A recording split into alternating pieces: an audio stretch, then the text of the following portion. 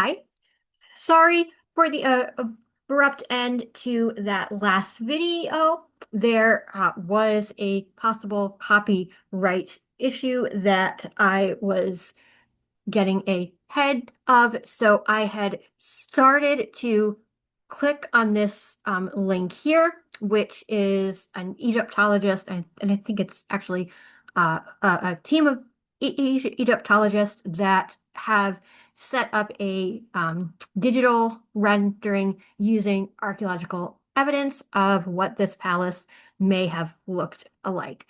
I'm not going to click on it again because I think that the site is copyrighted and plus it's for private use.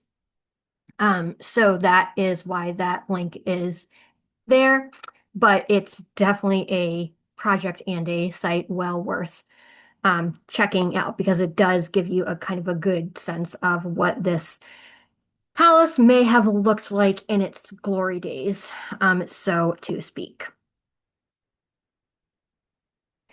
Uh, in the last video that kind of ended abruptly, I talked about how for a lot of these palaces, the palace itself was made out of mud brick, but the interior was, of course, lavishly decorated, both in terms of what's on the walls, but also furnishings and tapestries and, all the fancy things. So one of the pieces of evidence or lines of evidence that we have for this are the so-called Amarna letters, which come from the Amarna period. These are diplomatic correspondence between rulers of Egypt and rulers of other polities that were contemporary. But one of the things that these letters talks about are greeting gifts. So gifts that these rulers would exchange amongst themselves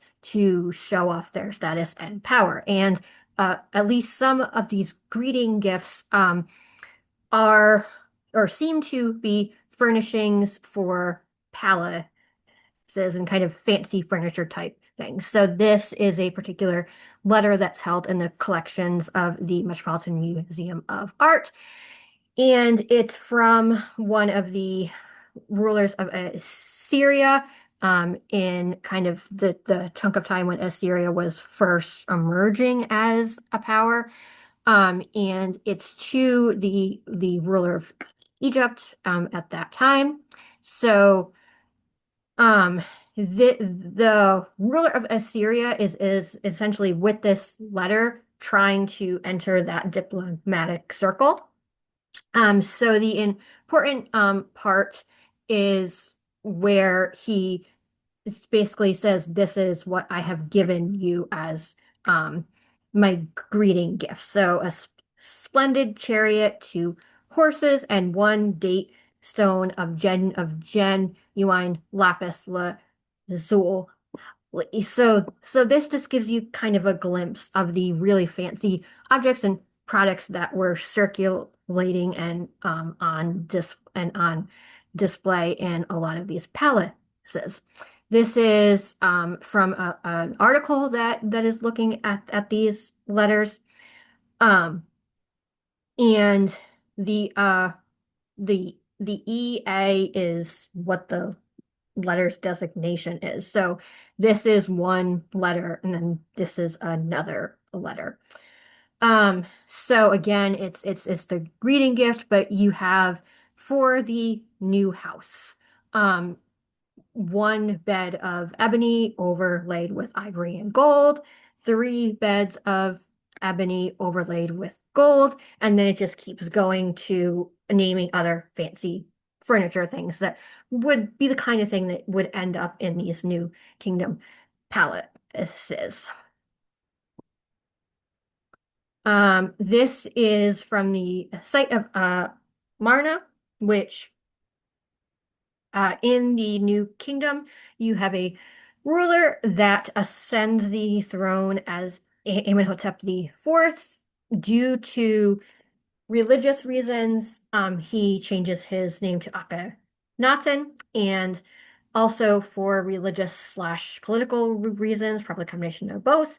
He moves the administrative capital, um, which had been Thebes, to a different part of Egypt that basically didn't really have a history of royal or state involvement in building, and basically didn't really have anything there. And he uh, put funds forth and was involved in the creation of a new capital there, which is known which the site is given the modern name of El of or of Marna.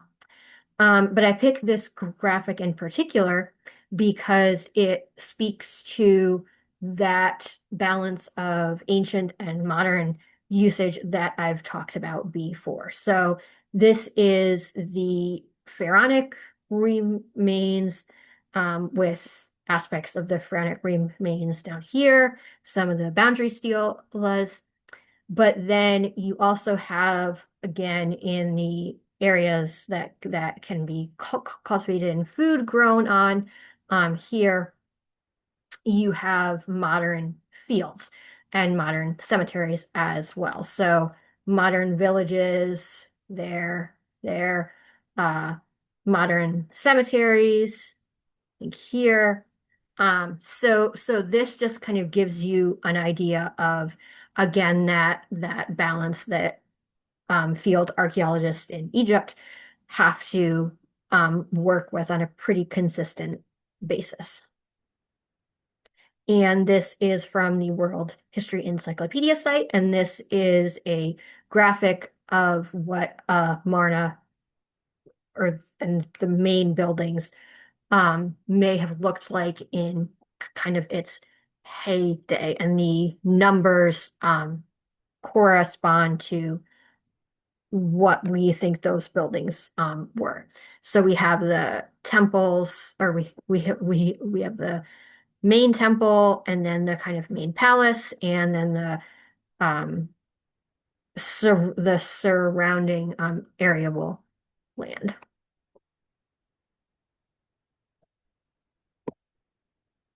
And this is from Google Earth showing that same site. And you have the kind of desert edge, and then the edge of the cultivatable zone with the modern Nile River, and then, a modern park, because again, this is looks like all land that's currently being used now. I just got to step away for a quick second because I heard my phone ding, so I'm just going to quick check that notification, and I will be back.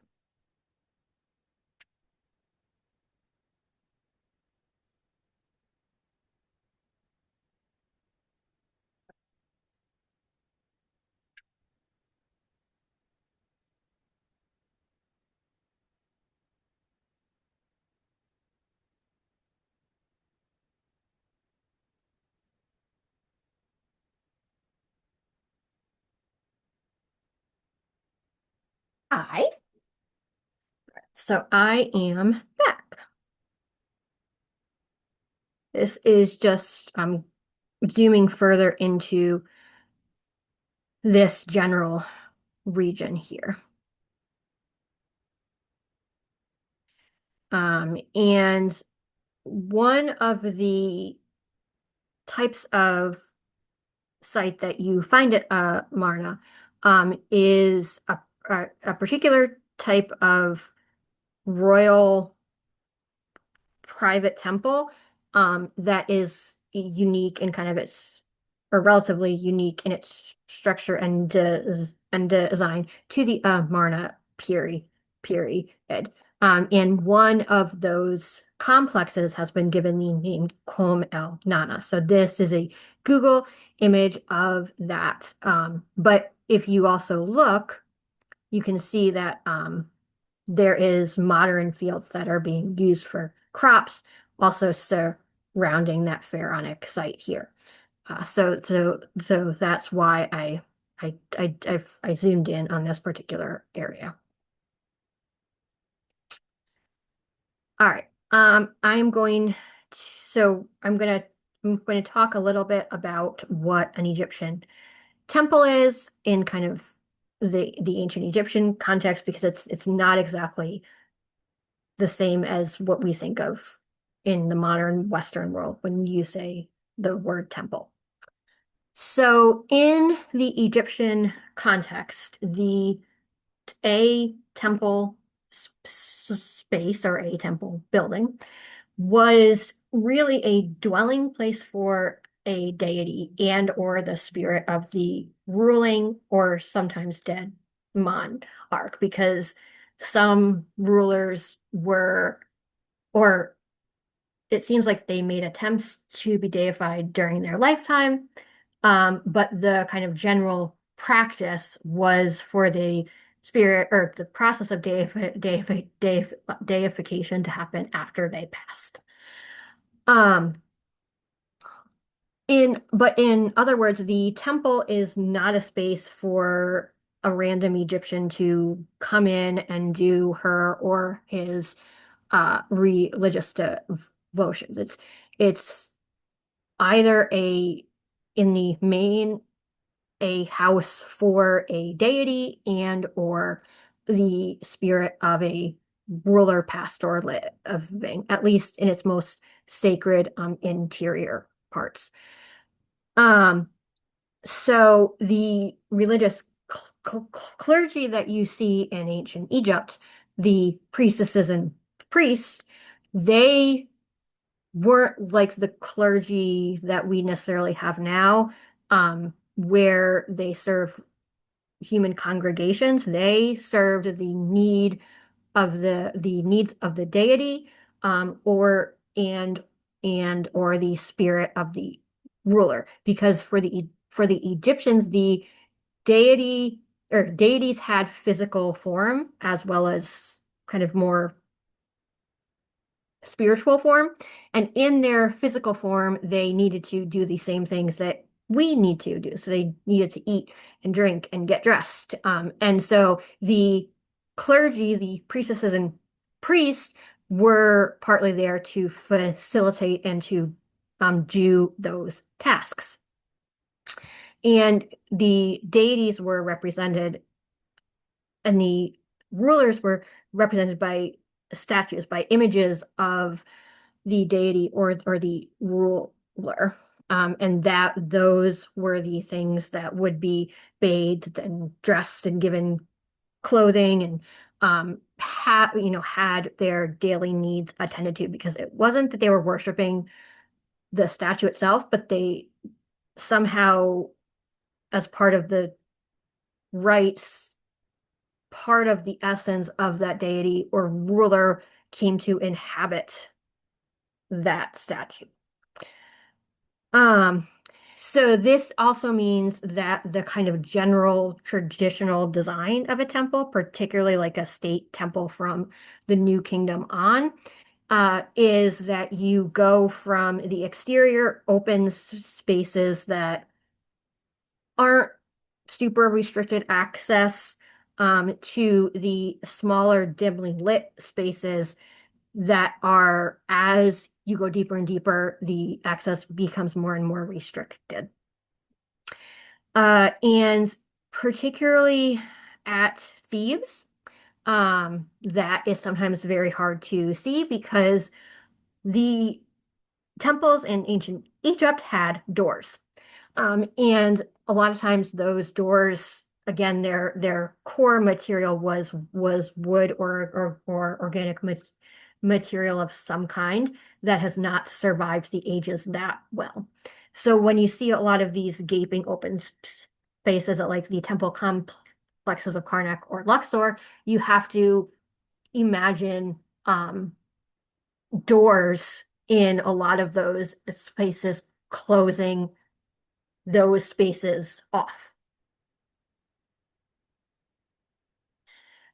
So as I said, the role of the clergy was not really to serve the ancient Egyptians, but it was to serve the needs of the deity, or the departed or sometimes current ruler.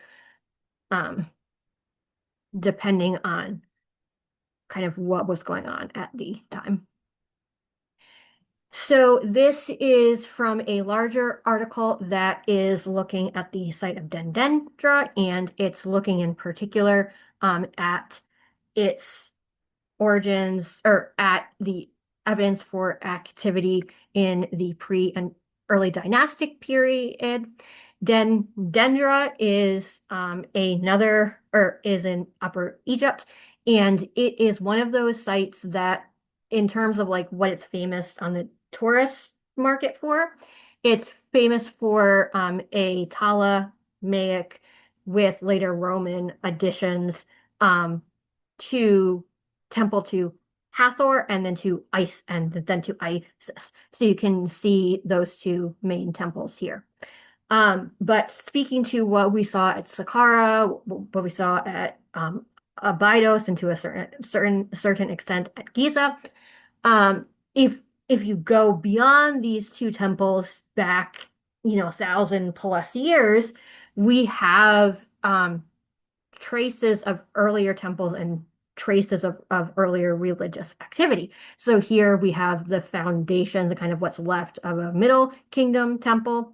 And then this article in particular was looking at these trenches for evidence of pre and early dynastic activity.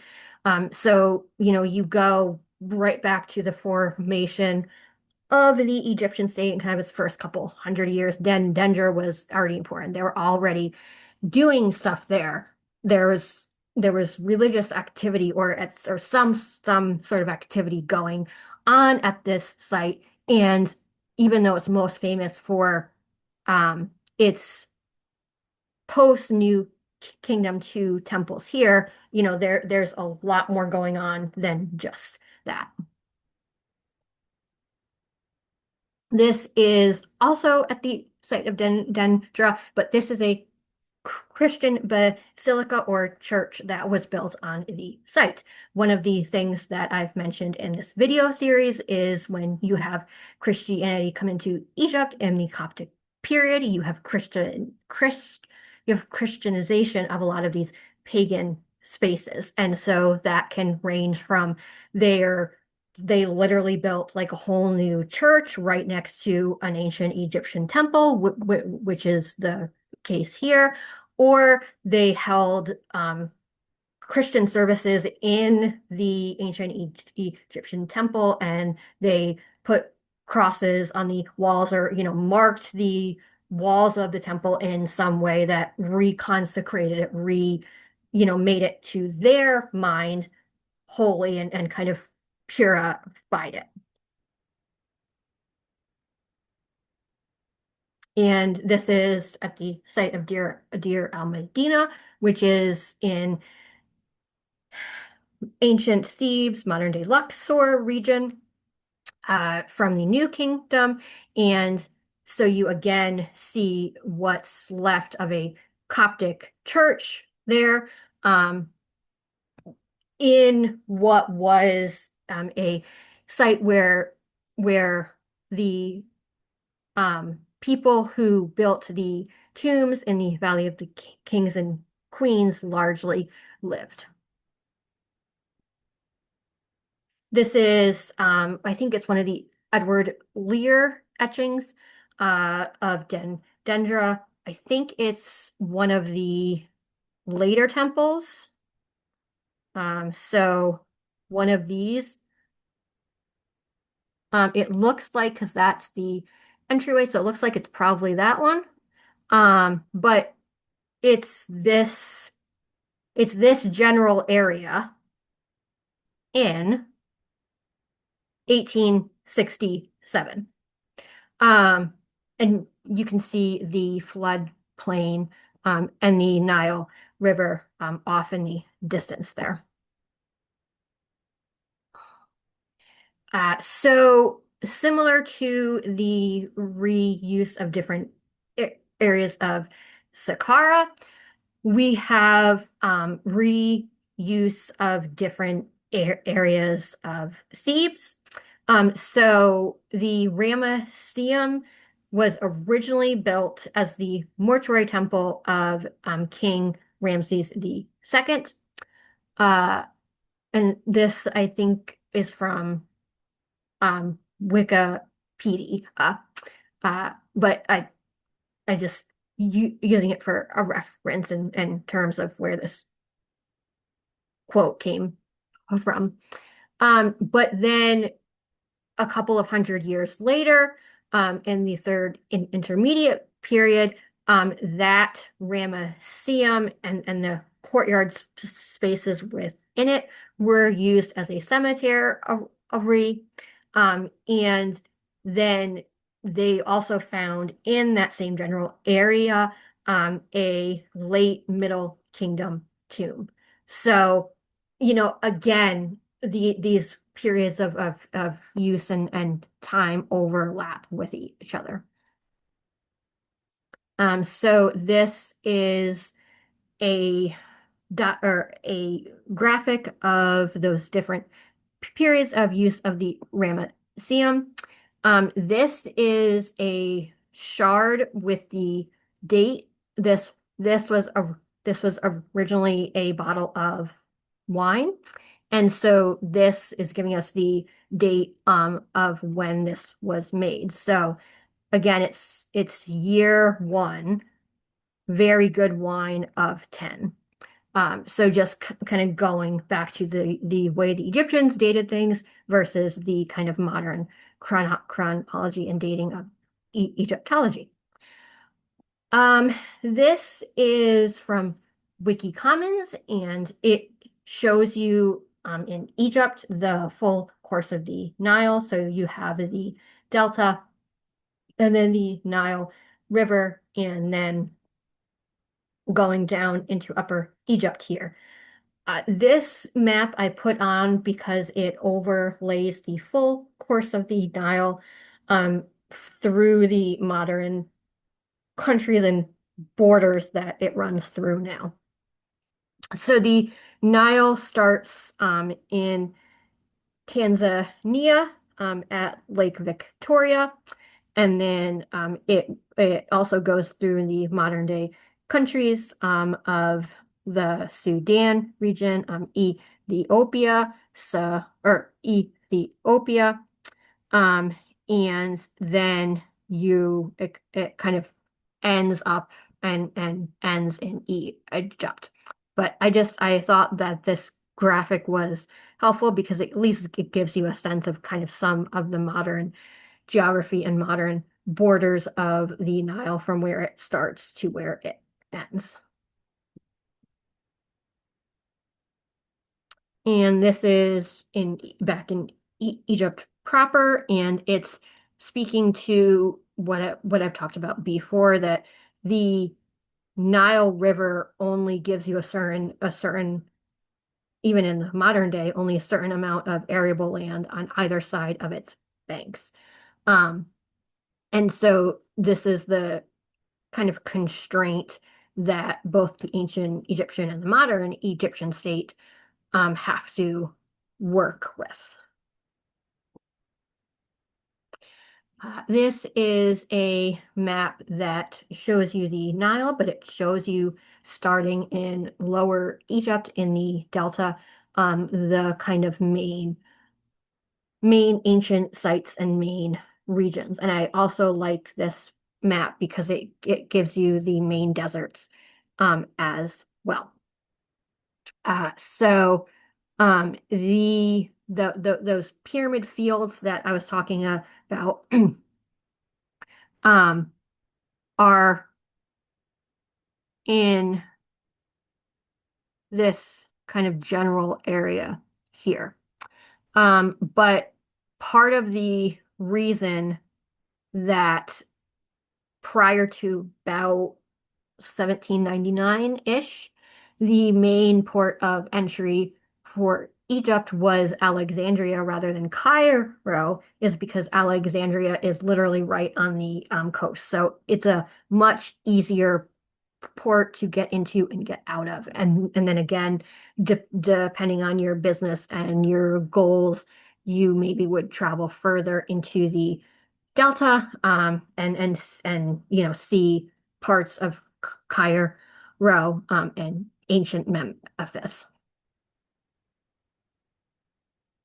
And so this is again because of the way that the Nile runs, this delta region is Lower Egypt, and then this kind of chunk is like informally known as Middle Egypt, but you don't really see that in the ancient Egyptian geographic designations. That's more one for like modern archaeology has come up with. Um, and then when you're getting down here, you're getting into the ancient region of Upper Egypt. And then when you get all the way down here, particularly like about here, you're getting to the what in ancient times basically marked the border and the end of the Egyptian state, and then you would get down into ancient Nubia or Kush. Um, the borders of modern Egypt extend a little bit further down, but once you get kind of down here, you are well into the Sudan region. But that's why you see that this stretch of desert in this area called the Nubian Desert. So this is kind of just that overlaid there. Um, from the Old Kingdom, the rulers would send expeditions to both the Western and Eastern desert to extract different resources.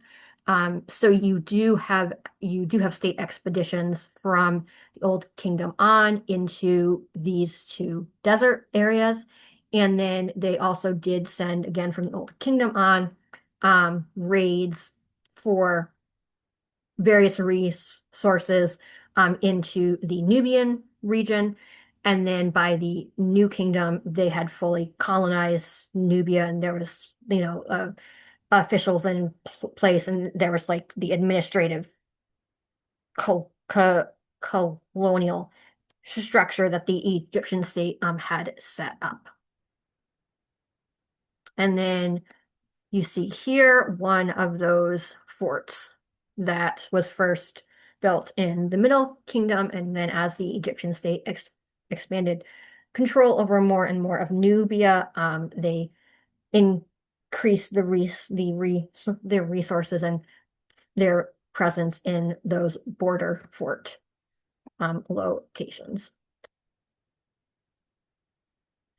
So one of the other things that I mentioned, which is that over time the Nile has changed direction, and its branches have shifted through time, and different branches of the Nile have become silted up, and you can no longer access them. So this is from larger article, and the Roman numerals represent the 8 or 9 main branches of the Nile. And you could and the some of the major archaeological sites within those branches. And at like right now, only the Rosetta branch and the Dalmatia.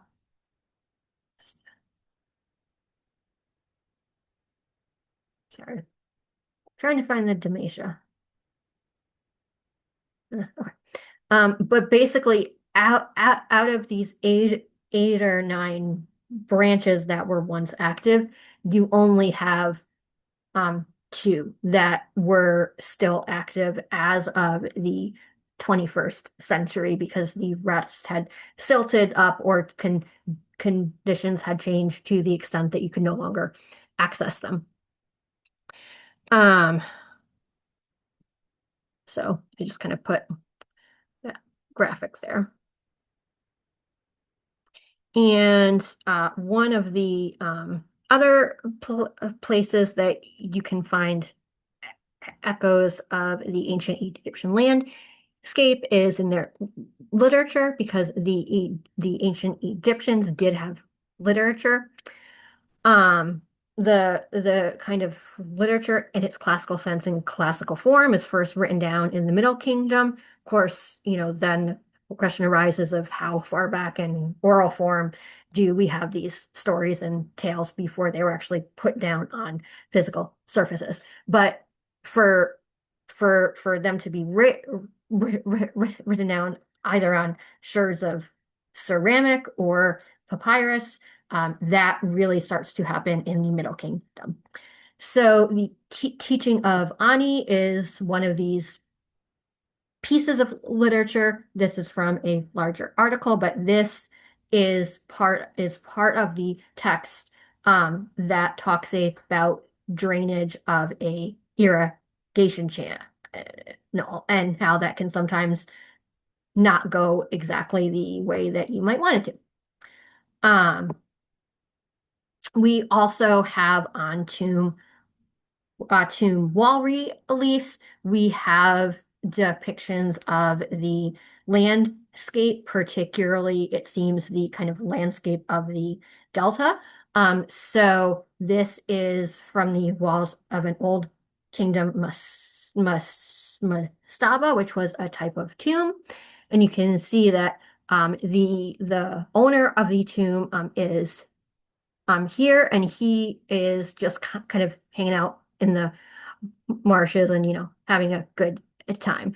But these Nil-Latic landscape scenes are one of our pieces of evidence for how that uh, area might have looked, and maybe some of the flora and fauna that could have been found in the Delta region at different periods of Egyptian history. And then we go to the New Kingdom, 1,000+ years later, and we see the same basic type of scene, this Nil-Latic landscape on the tomb walls, where we have the tomb owner and his wife, and kind of doing things out in the delta. I think here it looks like he's hunting, doing I think that's a throw stick, maybe. So again, this is one of our windows into some of the possible flora and fauna of ancient Egypt.